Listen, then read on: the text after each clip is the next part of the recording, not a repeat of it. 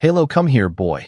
The voice rises from beneath 40 feet of stone, faint as breath against glass, and Gunnery Sergeant Isaiah Brooks forgets how to move. Around him, Coldwater Tunnel is coming apart 1 inch at a time. Timber braces groan somewhere beyond the reach of his helmet light. Dust sifts from the ceiling in pale curtains, settling over his shoulders, his gloves, and the white coat of the German shepherd standing 10 feet ahead. The mountain does not roar. It whispers. A pebble clicks against the rail. A steel bolt turns slowly in the mud. Water slips through a crack in the wall and runs black across Isaiah's boots. Every small sound carries the same warning. Leave now. Halo does not move. His ears are forward, his body low, his eyes fixed on a wall of broken rock at the end of the passage. The 6-year-old K9 looks almost unreal in the darkness, his white fur glowing beneath a film of gray dust, his breath forming quick clouds in the cold air. Isaiah tightens his hand around the guide rope clipped to Halo's harness. Back, he says. His voice is steady because Marines learn to make steadiness sound like truth. Halo, back to me. The dog glances over one shoulder. For half a second, his amber eyes meet Isaiah's. There is no fear in them, only recognition. Then the voice comes again. Halo, softer this time, closer to breaking. Isaiah's chest goes still. Mason Reed, crouched beside a bent support beam, lifts his head. Olivia Carter lowers the air monitor she has been watching. Its green numbers glow against her face. Neither of them speaks. They do not know why that single word has changed Isaiah. They do not know the name belongs to more than the dog. For years earlier, Staff Sergeant Caleb Mercer used to call Halo in that same low, patient rhythm, stretching the first syllable as if the name were a promise. Caleb had used it on training fields, beside transport trucks, and once in a place where daylight never reached. Isaiah has not heard that voice since. Yet here it is, buried inside a mountain in western North Carolina, calling through stone. A sharp crack travels along the tunnel roof. Mason looks up. We have maybe 3 minutes. Maybe. Less, Olivia says. Her words are quiet, but the tunnel carries them away. Isaiah looks behind them. The route back is barely visible through the dust, a narrow throat of darkness marked by a single rope disappearing around the bend. 200 feet beyond that bend waits the rescue team, the daylight, and the world where dead men remain silent. Ahead lies a blocked passage, an unknown survivor, and a voice that should not exist. Halo steps closer to the fallen rock. He presses his nose into a gap no wider than a man's hand. A thin whine leaves his throat. Not panic. Pleading. Isaiah has heard that sound only twice. Once when Halo found a missing child beneath a collapsed porch after a hurricane. Once when the dog stood beside Caleb's empty field jacket and refused to leave it. Isaiah lowers himself to one knee. The ground trembles through his kneecap. Can you hear me? He calls. For a moment, there is only water, dust, and Halo's breathing. Then 3 taps answer from the other side. Slow, weak, deliberate. Mason moves toward the wall, but another shower of dirt spills from above, forcing him back. Isaiah, we cannot hold this section. Isaiah knows. The pressure in his ears tells him the mountain is shifting. The air has changed too, carrying the wet smell of clay, rusted iron, and something faintly human beyond the stone. So, perhaps, rain-soaked cotton, the ordinary scent of someone who had expected to go home that evening. Halo paused once at the gap. Isaiah reaches for the dog's harness and feels the old metal tags resting beneath the straps. One tag bears Halo's identification number. The other is worn smooth at the edges, but Isaiah does not need light to read the name engraved there. Caleb Mercer. A second crack runs through the ceiling. This one is louder. Olivia turns toward the exit. Decision, Gunny. Isaiah closes his hand around the tag. He remembers a promise made under another mountain, spoken to a man whose breathing was fading while dust covered both of them. Look after my boy. Isaiah had promised. Then he had spent 4 years finding reasons not to keep it. Halo suddenly barks once. The sound strikes the tunnel walls and comes back larger. Almost like a command. From behind the rock, the hidden voice answers. Please. Isaiah rises. His face is coated in dust, his helmet light trembling across the broken wall. He is a broad-shouldered black Marine who has spent half his life walking toward danger and the other half pretending the past cannot follow him. Now the past is calling his dog by name. Isaiah clips a second line to Halo's harness and hands the loose end to Mason. We are not leaving yet. The mountain shudders beneath their feet. Somewhere above, daylight disappears behind falling earth. Halo lowers his head and begins searching for a way through. 6 hours earlier, the first rain reaches Coldwater County before sunrise, tapping against the roof of the temporary command trailer with the patience of someone asking to be let inside. By 7 o'clock, the storm has turned the access road into brown water, and the old railway tunnel at the base of Briar Ridge has become the center of a rescue operation no one expected to last beyond the morning. Gunnery Sergeant Isaiah Brooks stands beneath a canvas shelter near the tunnel entrance, watching emergency crews move through the gray light. He is 38, tall, broad through the shoulders, and still carries himself with the measured control of a man who has spent years making decisions where hesitation costs more than pride.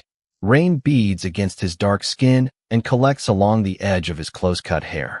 A faded scar runs from the corner of his jaw toward his neck, nearly hidden beneath the collar of his field jacket. He does not touch it. He rarely notices it anymore. Beside him, Halo watches everything. The white German shepherd stands out against the mud like a piece of winter that has wandered into the wrong season. His coat is thick, clean along the back, darker now around the paws where the wet ground has stained it. His ears turn toward every shovel strike, every radio call, every cough from the tunnel mouth. He is 6 years old, trained for confined space search, human scent detection, and disaster recovery. But Isaiah knows the official list does not explain Halo. Some instincts are taught. Others arrive already knowing. Isaiah crouches and checks the dog's harness, running 2 fingers beneath each strap. Easy fit, he says. Halo glances at him, then back at the tunnel. 2 metal tags rest beneath the harness buckle. One carries Halo's service number. The other is older, scratched by sand, rain, and years of movement. The name engraved across it has softened, but not disappeared. Caleb Mercer. Isaiah closes his hand around the tag before anyone can see him doing it. For years have passed since Caleb last wore it around his neck. For years since a tunnel overseas filled with dust and darkness. For years since Caleb pushed Isaiah toward an open passage and stayed behind long enough to make sure Halo followed. The official report calls it sacrifice under unstable conditions. Isaiah calls it the moment another man paid for his life. Brooks. The voice comes from behind him. Captain Laura Bennett steps beneath the shelter, carrying a tablet in one hand and a paper cup in the other. She is 42, sharp-eyed, practical, and soaked from the shoulders down. County Rescue says 2 maintenance workers are still unaccounted for. Both were inspecting drainage lines when the north section shifted. Isaiah looks toward the tunnel. How far in? About 800 feet, maybe more. The maps are old. She hands him the tablet. A narrow line marks the main passage. Smaller branches fade into blank space. The railroad sealed half of it in 1987. No one knows what still connects. Halo leans toward the screen as if the map carries a scent. Bennett notices. He ready? Isaiah looks down at the dog. He has been ready since we arrived. A Marine medic approaches from the equipment truck. Staff Sergeant Olivia Carter moves with the calm speed of someone who has learned not to waste motion. She carries a red medical pack and wears her hair pulled tight beneath a helmet. Behind her comes Corporal Mason Reed with coils of guide rope, anchor straps, carabiners, and a portable air monitor secured across his chest. Mason is 28 and speaks only when he has something useful to say. This morning, his face says enough. He looks at the water spilling from the tunnel mouth and shakes his head. Mountain is taking in too much rain. Olivia checks her gloves. Then we work before it decides to give it back. Isaiah clips the guide rope to Halo's harness. The dog becomes still.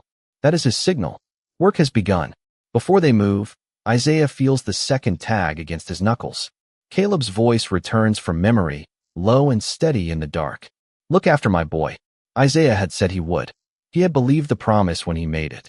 But Caleb's son, Jonah, was 7 then, small enough to stand behind his mother at the funeral and hold Halo's collar with both hands. Isaiah had watched from a distance. He had told himself the family needed space. Then 1 week became a month. A month became a year. Shame learned how to sound reasonable. Isaiah lets the tag fall back against Halo's chest. Captain Bennett gestures toward the tunnel. Bring everyone home. Halo steps forward before Isaiah answers. The white dog enters the darkness without looking back, carrying one dead man's name and one living man's unfinished promise with him. By 10 o'clock, the two missing maintenance workers are sitting beneath warm blankets outside the command trailer, drinking coffee from paper cups while paramedics check their breathing. One has a sprained ankle. The other is cold, exhausted, and embarrassed by the attention. Both are alive. Both insist they entered the tunnel alone. Captain Laura Bennett studies the rescue board as county officials draw two firm lines through the final names. "That is everyone," she says over the radio. Her voice reaches Isaiah through the receiver inside his helmet, thin beneath the steady drip of water. "Search team, return to the entrance. Structural engineers are ordering a full evacuation." Isaiah looks down the passage behind him. 800 feet of wet rail and crumbling brick separate his team from daylight. Mason Reed begins gathering the guide rope, feeding it carefully through his gloved hands. Olivia Carter checks the air monitor again. Oxygen remains safe, but the numbers beside carbon dioxide have begun to climb. "We should move," she says. Isaiah nods. "Halo back." The white German shepherd turns with them, but after only 6 steps, he stops. His head lifts. His nostrils widen. Rainwater slides from the edge of his muzzle and falls silently between the rails. Isaiah gives the hand signal again. "Back." Halo does not obey. Instead, he pivots toward the eastern wall, where old wooden panels cover an opening nearly hidden beneath mineral stains and hanging roots. Mason raises his helmet light. That is not on the map. The boards are dark with age. Rusted bolts hold them against the stone. A faded warning sign lies face down in the mud, its lettering almost gone. Isaiah moves closer and wipes the surface with his sleeve. "Abandoned access branch. Sealed 1987. Captain," he says into the radio, "we found an old side passage about 600 feet from the entrance." Static answers first. Then Bennett's voice returns. "Do not enter it. County records show no active route beyond that wall." Halo lowers his nose to the floor and pulls hard enough to tighten the line. His tail is level. His ears are fixed forward. Isaiah knows the posture. The dog is not curious. He is working. Halo has scent. A pause follows. "The workers are accounted for," Bennett says. "There should be no one else inside." Isaiah watches Halo place one paw against the lowest board. He disagrees. Mason kneels beside the wall and shines his light through a narrow split in the wood. Cold air moves through it, carrying the smell of wet clay and standing water. There is open space back there. Olivia crouches several feet away. Something pale is caught beneath a broken rail spike near her boot. She pulls it free. It is a child's scarf, yellow with small blue stars, soaked through and streaked with mud. For a few seconds, no one speaks. The tunnel seems to grow quieter around them. Isaiah takes the scarf and holds it near Halo. The dog inhales once, then turns sharply toward the sealed passage. A low sound rises in his chest. Not a growl. A warning meant for people he trusts. Isaiah keys the radio. "Command, we have recovered a child's scarf beside the eastern branch." Voices overlap in the background. Papers move. Someone asks for the visitor log. Bennett returns less than a minute later, but her certainty is gone. No children are listed among the workers, contractors, or rescue personnel. "What about the road above us?" Olivia asks. "There was a school group traveling through the county this morning." More static. Then Bennett speaks carefully. "A bus took shelter at the Coldwater Rest area before the landslide. The school district reported every student present after evacuation." Isaiah looks at the scarf. One end has been tied into a loose knot, as though it had once been fastened around a small neck. Names on paper can be checked. Head counts can be repeated. But cloth does not crawl 800 feet underground by itself. A deep vibration passes through the floor. Dust slips from the boards. Mason rises. "This branch will not remain open much longer." Bennett's order comes quickly. "Return to the entrance. Engineers will assess it from outside." Halo suddenly pulls free of Isaiah's loosened grip. He strikes the lowest board with both front paws. The rottenwood cracks inward. Before anyone can reach him, the white dog squeezes through the opening and disappears into the dark. "Halo." Isaiah drops to one knee and tears away another board. Cold air rushes against his face. Beyond the wall, a narrow tunnel slopes deeper beneath the ridge. Halo's lighted harness flickers 20 feet ahead, then vanishes around a bend. Mason catches Isaiah's arm. "Gunny, command ordered us out." Isaiah looks at the scarf in his hand, then at the black passage swallowing his dog. Somewhere beyond the boards, Halo barks once. The sound is sharp, urgent, certain. Isaiah clips a fresh line to his harness and passes the coil to Mason. We follow the dog. Olivia secures her medical pack. Mason looks toward the distant entrance, where safety waits beyond layers of stone and rain. Then he fastens the rope to his belt. One by one, the three Marines step through the broken wall, leaving the completed rescue board behind them. The abandoned branch narrows within the first 50 feet, forcing Isaiah Brooks to turn his shoulders sideways as he follows the glow on Halo's harness through the wet dark. The old tunnel smells different from the main passage, less like rust and rain, more like sealed earth, cold stone, and wood that has forgotten sunlight. Water runs along the floor in a shallow stream, curling around Isaiah's boots before disappearing beneath broken ties. Mason Reed anchors the guide rope to an iron bracket near the entrance, pulls it twice to test the hold, then clips the remaining coil to his harness. Olivia Carter moves behind him with the medical pack pressed close to her back. "Air is still safe," she says, watching the monitor in her hand. "But it is changing." Isaiah hears the warning beneath her calm voice. The passage has not breathed freely in decades. Every step carries them farther from the fresh air behind the broken boards. "Halo slow," Isaiah calls. The white German shepherd pauses near a bend, glancing back just long enough to confirm they are following. Then his nose lowers again. He moves with careful purpose, choosing each patch of ground before placing his weight on it. Isaiah trusts that more than any map. The tunnel turns sharply and descends. Old utility lamps hang from the ceiling, their glass faces clouded with mud. A narrow maintenance cart rests on its side against the wall, one wheel turning slightly in the moving water. Mason touches it as he passes. Something came through here recently. Isaiah sees what he means. A clean streak cuts through the dust along the cart's metal frame. Farther down, small footprints press into the silt. They are uneven, sometimes deep, sometimes barely visible, as though the person making them had been running and slipping at the same time. Olivia kneels beside one print. Child size. Halo sniffs the ground near her hand, then continues. 20 feet later, he stops beside a blue plastic water bottle wedged between two stones. A cartoon rocket is printed on one side. The cap is missing. Isaiah picks it up. The plastic is scratched, but not old. A drop of water still clings to the rim. "They were here this morning," Olivia says. Isaiah turns toward the darkness ahead. "And they kept moving." His radio crackles against his shoulder. Captain Laura Bennett's voice breaks through in fragments. "Brooks, report position." Isaiah presses the transmitter. "Approximately 700 feet beyond the sealed branch. We have confirmed small footprints and personal items belonging to a child." Static swallows his next breath. "Return immediately," Bennett says when the signal clears. Ground sensors show movement along the eastern side of the ridge. Mason looks up at the timbers above them. One support leans farther than the others, its base sinking slowly into the mud. She is not exaggerating. Halo lets out a quiet whine. He is facing a section where the tunnel splits around a thick stone column. The left route slopes downward into standing water. The right route is dry, but partly blocked by fallen brick. Isaiah holds the yellow scarf near Halo's nose. "Find." The dog circles once, then takes the flooded passage.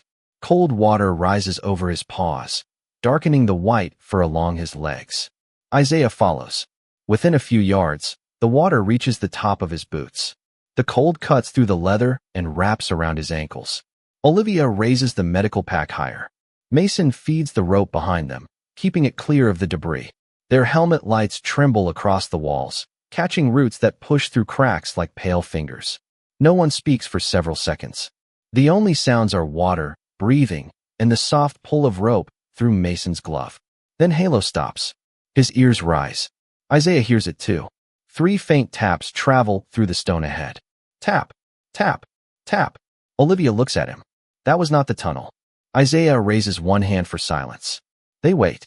The tapping comes again, weaker now, but deliberate. Halo steps forward and barks once. The answer is immediate. 3 more taps. Isaiah's pulse tightens. "We hear you," he calls. His voice moves into the darkness and returns as a broken echo. Stay where you are. We are coming. A deep groan passes through the tunnel behind them. The water ripples around their legs. Mason turns first. Dust spills from the ceiling near the bend they crossed moments earlier. The leaning support shifts another inch. Move, he says. They hurry toward higher ground as the tunnel trembles. Isaiah reaches the stone column and pulls Halo close. Olivia presses against the wall. Mason braces the guide. Rope with both hands. The sound behind them grows, not violent, but enormous, like a distant door closing beneath the earth. A cloud of dust rolls through the passage and steals the light. For several seconds, they see nothing. Isaiah feels Halo's body against his knee. He hears Olivia breathing to his right. Mason gives the rope one hard pull. It does not move. When the dust begins to settle, their lights reveal the truth. The passage behind them is gone, sealed by mud, timber, and stone. Isaiah touches his radio. Only silence answers. Mason studies the blocked route, then looks at the rope disappearing beneath the debris. No way back. From somewhere ahead, beyond the reach of their lights, the three taps come once more. Isaiah keeps one hand on Halo's harness while the last of the dust drifts through their helmet lights. Behind them, the fallen passage has become a wall of dark earth and broken timber. The guide rope vanishes beneath it, pulled tight and useless.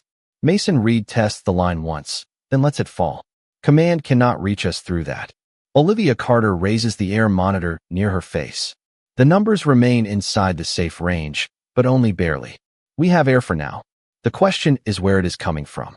Isaiah looks toward the three taps waiting somewhere ahead. Then we find the source. Halo steps into the flooded passage before the words finish leaving Isaiah's mouth. The water deepens quickly, rising from their ankles to their knees as the tunnel slopes beneath Briar Ridge. Cold presses through Isaiah's uniform and settles into his bones. Olivia holds the medical pack against her chest. Mason keeps one hand on the wall, feeling for changes in the stone. Their lights reveal old brickwork beneath layers of mineral stain, each arch built by hands that have been gone longer than anyone remembers. Halo moves slowly, nose close to the surface. His white coat is gray now, darkened by water and dust, but his harness light still marks him like a small star drifting through the black. Every 20 feet, he stops and listens, not toward the tapping, toward the walls. At the first bend, he turns his head as though expecting someone to walk beside him. At the second, he presses his muzzle against the old tag beneath his harness. Isaiah sees the movement and feels something tighten behind his ribs. Caleb used to walk on Halo's left side. Always left. The dog still leaves space there. For years have passed, but memory has its own clock.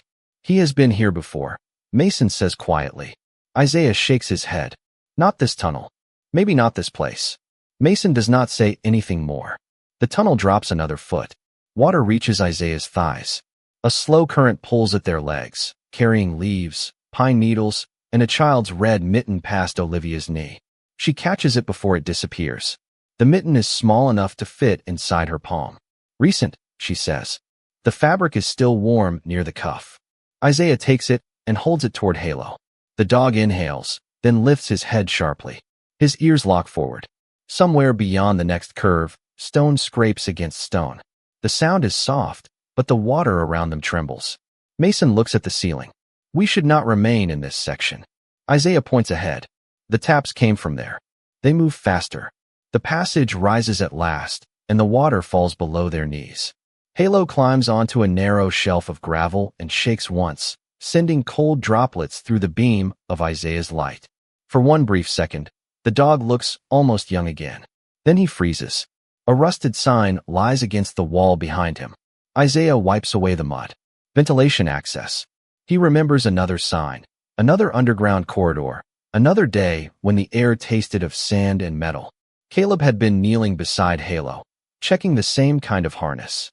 Isaiah had asked whether the dog ever became afraid. Caleb smiled without looking up. He gets afraid. He just decides somebody needs him more. The memory ends where it always does, with dust, a failing light, and Caleb's voice ordering Isaiah toward the open passage. Look after my boy.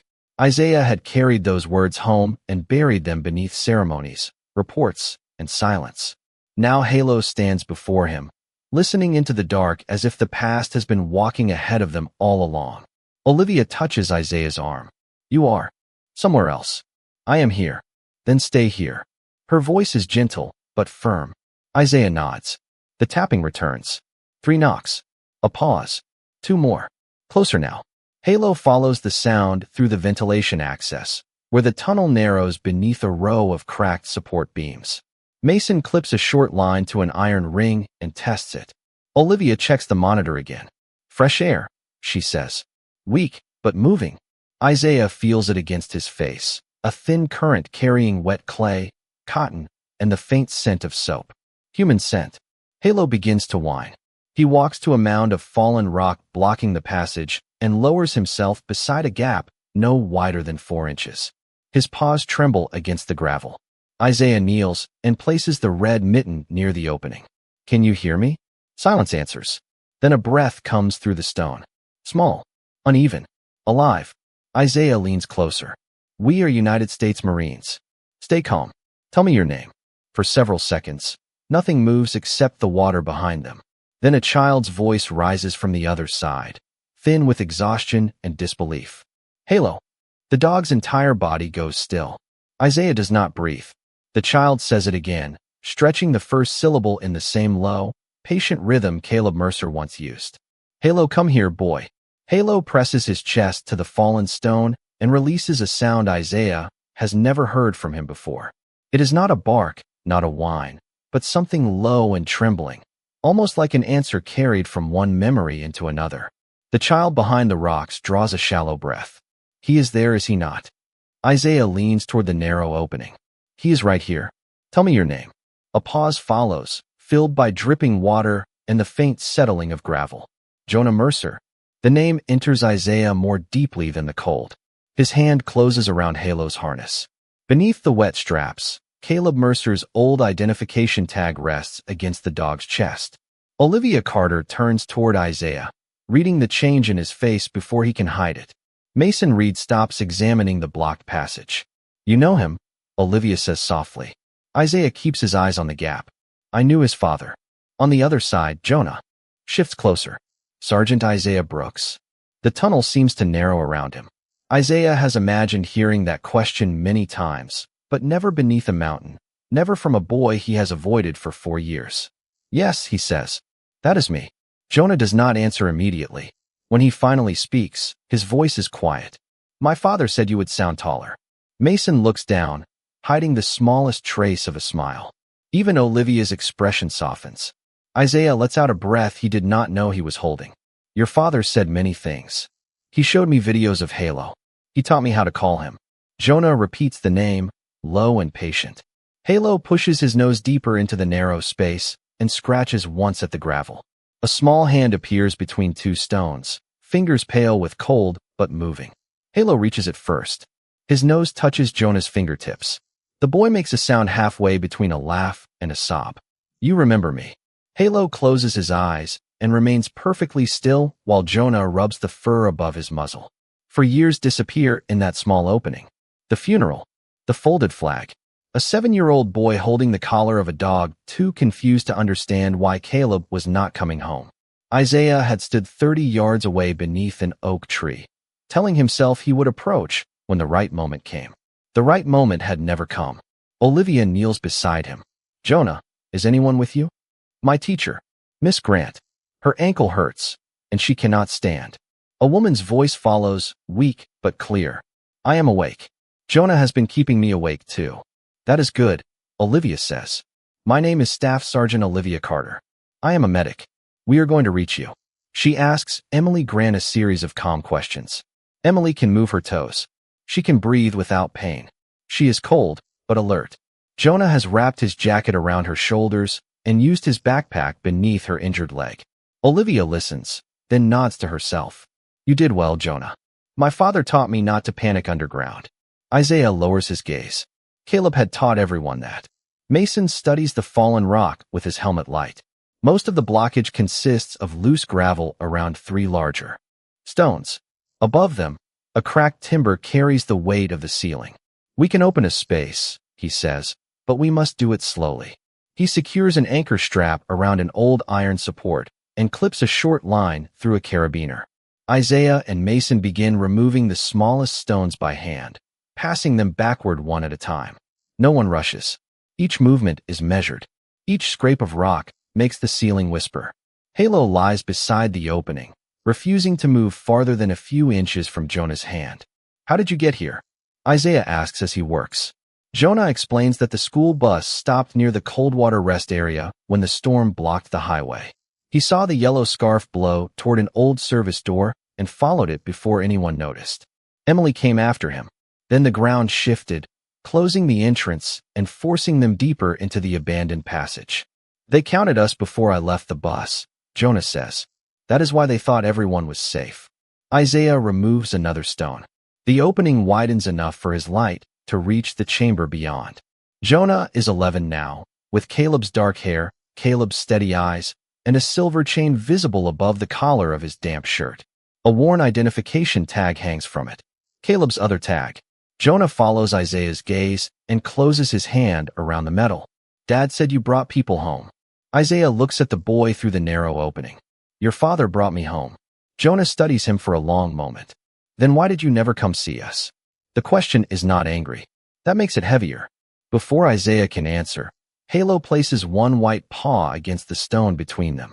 Jonah places his palm on the other side. In the silence, the dog becomes the only thing still connecting two people who have carried the same absence in different ways. Isaiah keeps his eyes on Jonah through the opening while Mason removes another loose stone from the edge of the blockage. The boy's question remains between them, quiet and impossible to step around. "Why did you never come see us?" Water drips from the ceiling with the slow patience of a clock. Olivia continues speaking softly to Emily Grant, checking her breathing and keeping her focused, but even she listens for Isaiah's answer. Halo does not move. His white paw rests against the stone, directly across from Jonah's hand. Isaiah lowers his helmet light so it does not shine into the boy's eyes. "I told myself your family needed time," he says. "Then I told myself I would come after the memorials were over, after the reports were finished, after I could talk about your father without hearing the tunnel close behind us." Jonah watches him without blinking. Isaiah draws a slow breath. The air tastes of wet earth and old metal. "The truth is, I was ashamed." Mason pauses, one hand resting on the guideline. Isaiah continues before courage can leave him. "Your father saw the passage beginning to fail. He pushed me toward Halo and ordered us forward. I argued with him. Caleb never listened when he had already decided to save someone." A faint smile touches Jonah's face, gone almost as soon as it appears. "That sounds like him. He made me promise to look after you." Isaiah's voice grows rougher. "I came home carrying that promise. Then I stood across from you at the funeral and could not take one step closer. Every time I looked at you, I remembered that your father was not standing beside you because he had made sure I came back." Jonah's fingers close around the identification tag hanging from his neck. "So you stayed away because he saved you?" "I stayed away because I did not know how to deserve it." The words leave Isaiah with no protection around them. No rank. No uniform. No careful explanation. Just the truth, plain and late. Jonah looks down at Halo's paw. "My mother thought you blamed us." Isaiah's head lifts. "Never. She stopped asking whether you would visit after the first year." Isaiah closes his eyes for 1 second. That single sentence reaches deeper than accusation. He had imagined his silence as a private punishment. He had never considered how far it traveled. "I am sorry, Jonah." The boy rubs his thumb across the worn metal tag. "Dad used to talk about you when he made pancakes." Mason glances toward Olivia, confused by the sudden detail. Jonah continues. "He said you always burned the first batch because you talked too much." Isaiah almost laughs. The sound catches somewhere behind his chest. "Your father burned them too. He said that was tactical browning." This time, Olivia smiles. Even Emily gives a tired laugh from the chamber. For a brief moment, the tunnel feels less cold. Jonah lifts the tag so Isaiah can see it. "Dad also said Isaiah Brooks always comes back for his people." Isaiah looks at the boy, then at Halo, then at the narrow space still separating them. "He gave me more credit than I earned." Jonah shakes his head. "You are here now." The mountain answers with a deep groan. Dust falls from the cracked timber above Mason. He looks up sharply. Everyone's still. The sound travels along the ceiling, slow and heavy. The air monitor in Olivia's hand gives a warning tone. She checks the display. Airflow is dropping. Mason presses his palm against the main support. The wood shifts beneath his glove. We have to open this passage now. He threads a line through the iron anchor and secures it around the largest loose stone. Isaiah braces beside him. Together they apply steady pressure, not enough to jar the ceiling, only enough to ease the stone forward inch by inch. Gravel whispers down the slope.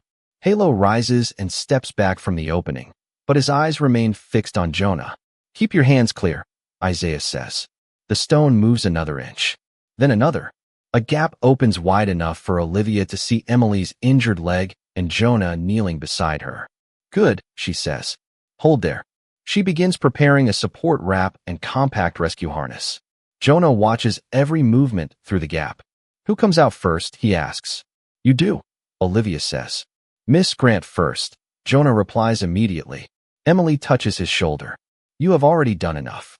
My father said the person who needs the most help goes first. Isaiah looks at Jonah and sees Caleb so clearly that the years between them seem to fold. Before he can answer, the cracked timber above Mason makes a sharp popping sound. One end drops several inches. Mason moves away as dirt pours from the ceiling. The tunnel shudders. Water surges around their boots. Olivia covers the medical pack. Isaiah pulls. Halo close as the light above them flickers beneath a growing cloud of dust. Support is failing, Mason says. We have minutes, maybe less. Jonah reaches through the opening and grips Halo's harness. Isaiah places his hand over the boys. On one side of the stone stands a Marine who broke his promise. On the other stands the son who has just given him a way to keep it. Then the timber splits, and the mountain begins to close again. The support beam drops with a sound like a tree bending under winter ice, and the chamber fills with dust so thick that every light becomes a pale circle suspended in gray. Isaiah pulls Jonah's hand free of the opening and shields Halo with his shoulder. Mason catches the shifting guideline before it disappears beneath falling gravel. Olivia presses herself against the wall beside Emily Grant, one arm over the teacher's head and the other protecting the medical pack. For 3 long seconds, the mountain decides whether to hold. Then the movement slows. Dirt continues to rain from the ceiling, but the passage remains open by less than 2 feet. No more time, Mason says. He is already moving. He loops an anchor strap around the strongest section of iron support, locks a carabiner into place, and feeds the rescue line through it with quick, practiced hands. Olivia slides the compact harness through the gap to Jonah. Put this around Miss Grant's hips and under her arms. I will talk you through it. Jonah nods once. His face is pale beneath the dust, but his hands stay steady. Isaiah watches him guide the straps around Emily without pulling her injured ankle. Caleb would have been proud of that calm. The thought hurts, but it no longer makes Isaiah look away. Another warning tone sounds from Olivia's air monitor. Fresh air is almost gone. Mason shines his light toward the narrow ventilation passage behind them. There may be another route through there, but it is too small for us. Halo turns toward it before anyone says his name. He walks to the opening, lowers his nose, and draws in a long breath. A faint current stirs the fur around his muzzle. Isaiah follows and feels it too. Cold air. Weak, but real. Mason studies the passage. It might connect to the main tunnel beyond the collapse. Isaiah looks at Halo's harness, then at the rescue line. He can carry it. Mason understands immediately. He removes the loose end from the anchor and clips it to the ring along Halo's back. Olivia checks the connection twice. If he reaches the other side, Command can build a pull system. The passage is barely wide enough for the dog. Jagged stone presses inward from both sides, and water runs beneath it in a dark ribbon. Isaiah kneels in front of Halo. The white German shepherd meets his eyes. Dust covers his face. Mud darkens his legs. The old identification tags rest against his chest, one for service, one for memory. Isaiah places a hand on either side of the dog's head. Find a way out. Halo holds still for one breath. Then he enters the opening. The line slides over the stone behind him. 6 feet, 12 feet, 20. Isaiah watches the small harness light move deeper until the rock swallows it. The line continues to feed through Mason's hands. Then it stops. No one speaks. Isaiah feels every second against his ribs. Come on, Boy, Jonah whispers. The line jerks once, then twice. Mason grips it. He is moving again. The rope begins sliding faster. Somewhere beyond the stone, a bark echoes through the passage. Faint, distant, answered by voices. Isaiah closes his eyes. Halo has reached them. Mason pulls the line taut and feels resistance from the other side. 3 strong tugs follow. The rescue team has secured it. We have an anchor, he says. Olivia finishes fastening Emily into the harness. Teacher first. Jonah tries to object, but Isaiah holds his gaze. Your father was right about helping the person who needs it most. Let us do that now. They ease Emily through the widened opening, one careful foot at a time. Olivia supports the injured leg, while Mason guides the harness onto the tension line. The team beyond begins to pull. Emily disappears into the narrow passage, moving slowly towards safety. Her voice carries back through the dark. Jonah, I will see you outside. When the line returns, Olivia fits the harness around Jonah. He grips the identification tag at his neck, then reaches. For Isaiah, you are coming too. I am right behind you. Jonah studies his face, making sure the promise is real. Then he nods. Mason secures him to the line. Olivia checks every strap. Isaiah places the yellow scarf inside Jonah's jacket. You dropped this. For the first time, the boy smiles fully. The team pulls him into the passage. His boots vanish, then the small beam of his helmet light. Seconds later, a distant cheer rolls through the stone. Olivia goes next, carrying the medical pack tight against her chest. Mason follows after resetting the line. Isaiah remains alone in the chamber. The ceiling groans again. He clips himself in and steps toward the opening, but a section of timber shifts behind him, trapping the lower edge of his harness beneath a heavy plank. He pulls once. It does not move. The rescue line tightens from the other side. Isaiah presses the transmitter on his radio, but only static returns. Dust falls into his eyes. Water rises around his boots. Then, from inside the passage, Halo appears. The dog has come back. He crawls through the narrow opening, reaches Isaiah, and grips the loose strap of the harness in his teeth. No, Isaiah whispers. Go. Halo braces his paws against the stone and refuses. The line pulls. The dog pulls with it, keeping the harness lifted just high enough for Isaiah to twist free of the timber. The plank settles behind them. Isaiah falls forward into the passage. Halo presses close at his side. Together they begin crawling toward the distant voices, one Marine and one faithful dog moving through the last thin line of darkness while the mountain closes behind them. The passage grows narrower before it opens, forcing Isaiah to crawl with one shoulder pressed against cold stone and one hand buried in Halo's wet fur. Behind them, the mountain settles with a long, tired sigh. Ahead, voices sharpen through the darkness. Mason calls Isaiah's name. Olivia answers him. Then another voice rises above them both. Halo. The white German shepherd lifts his head and pulls forward. Light spills around the final bend, first as a thin silver line, then as a doorway filled with rain and waiting hands. Mason reaches into the passage and grips Isaiah's harness. 2 rescue workers take the line. Together they guide him across the last few feet of broken ground. Halo emerges beside him, coated in gray dust, his white fur almost hidden beneath the mountain he refused to surrender to. For a moment, no one cheers. The rescue team simply stares. Some miracles arrive too quietly for celebration. Then Jonah breaks from the blanket wrapped around his shoulders and runs across the muddy staging area. Halo. The dog turns. Recognition passes through him like sunlight. He races toward the boy, stops inches away, and lowers his head. Jonah drops to his knees and wraps both arms around Halo's neck. The dog leans into him with his full weight, eyes closed, breathing hard against the child he last knew at 7 years old. Isaiah watches from near the tunnel entrance while paramedics check his hands and shoulders. He barely feels them. Across the rain-dark ground, Jonah presses his face into Halo's fur and whispers something no one else can hear. Then Halo lifts his head and looks back at Isaiah. The dog remains beside Jonah, but one ear turns toward the Marine. 2 loyalties. 1 heart. Captain Laura Bennett approaches through the rain, her expression held between relief and disbelief. You ignored a direct evacuation order. Isaiah looks toward the tunnel, where workers are sealing the entrance behind support barriers. Yes, ma'am. Bennett studies Halo, then Jonah, then the yellow scarf tucked inside the boy's jacket. We will discuss that after everyone is warm. Her voice softens by half a degree. Good work, Gunny. Olivia helps Emily Grant onto a stretcher, her injured ankle supported and secure.